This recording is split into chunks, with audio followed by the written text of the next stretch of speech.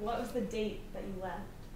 The date what I left, I don't quite remember. It was the very end of November, one of these days. All I remember, and I want to say something about it, after I left, I entered Austria. And I was in Austria for 4 or 5 days, and then the Irish Red Cross took your father and me to Dublin. And on 6th of December, we were in Dublin. 6th of December, of course, St. Nicholas Day, so I remember. And I want to say this, about 200,000 Hungarians left Hungary. At least 80% went through Austria. I'm sorry, but even today, when I think back what the Austrians did for us, I could cry, because they just let us in. The Austrian, it was a very cold winter, and the Austrian army left their barracks, went out to live on their tents so that the Hungarian refugees could have warm bed in their barracks.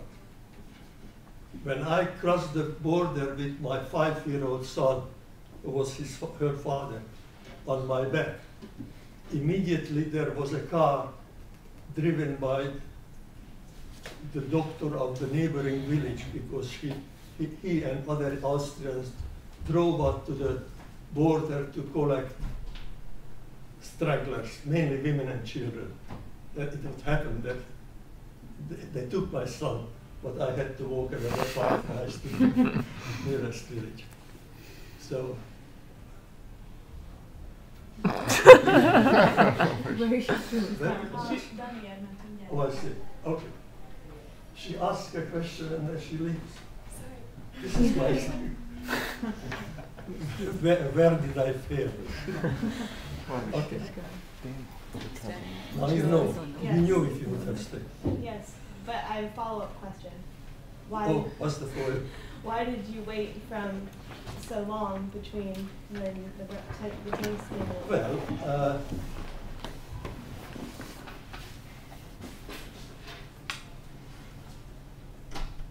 I was hoping for a long while that the revolution succeeds. By the way, talking about the western parts, it is true that they left us hanging because of the Suez crisis. And Eisenhower was more interested in that than us. On the other hand, we were mortally afraid what happens if they decide to help us. They send in an army and the whole country will be destroyed. So we didn't want military help.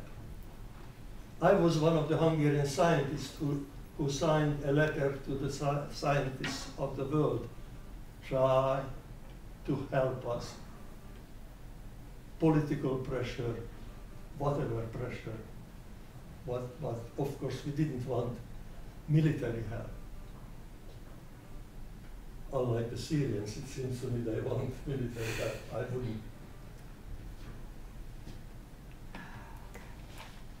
Oh, why did I let That's wrong. Yeah, basically that's. Even after the Russians came back, even after, I don't know who was, when did the second phase started, when the Russians came from Romania and Ukraine?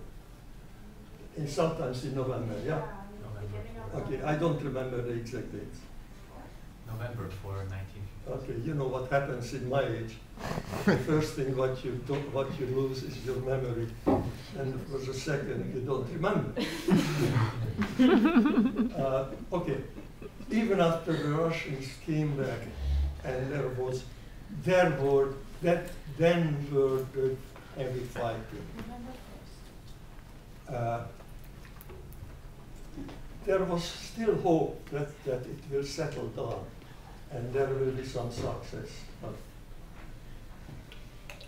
And of course the third was that you needed some, it wasn't that easy to escape, you believe me.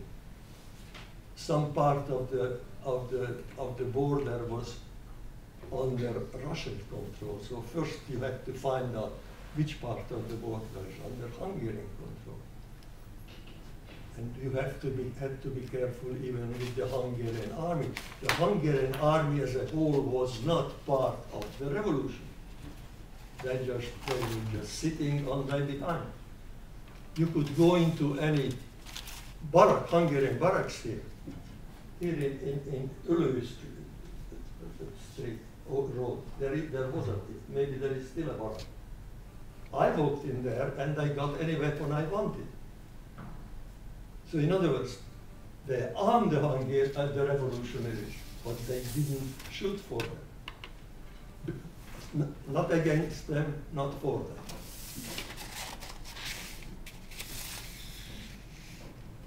I always veer away from the Okay, I don't know exactly why I left that. I wanted to ask, perhaps when you think in 1956, in September or Yes. October, when you think back over the last few years, what happened in the country, was the Laszlo Reich show trial, for Right. example, or when you were in conversation with your fellow colleagues at university, or when you were in conversation with your parents, could you give us a little bit of impressions whether you were, at that time, before the revolution, completely against communist rule, or did you see some light here and there when Imre Nagy at times had a more prominent role, or how was your, let's say, your mind frame up to 1956 concerning the regime? Of course, don't forget, okay, I came from intellectual background, not for labor, from the labor background. So all I can say is that in my circles, we believed that only a very small percentage of even the party members really believed in communism as an idea. In practice, I never really met a Hungarian even then who liked the fact that Hungary is run by Uncle Stalin. See? When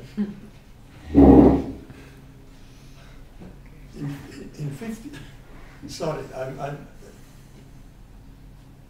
in 1953, my grandmother was 95, and she had, at that year, she had pneumonia 3 times, and the 3rd time the doctor said that here is the time to let her die. But then Stalin died, and somebody told her, and she was so happy that she lived for another 5 years. I mean, okay. All what we lived on were jokes against the regime. Joke, because the regime said, the factory is yours, you work for yourself. So a lot of people said, okay, if the factory is mine, I can steal what I want. The joke was, the tree is yours, you are cutting the branch under yourself. That didn't go out well.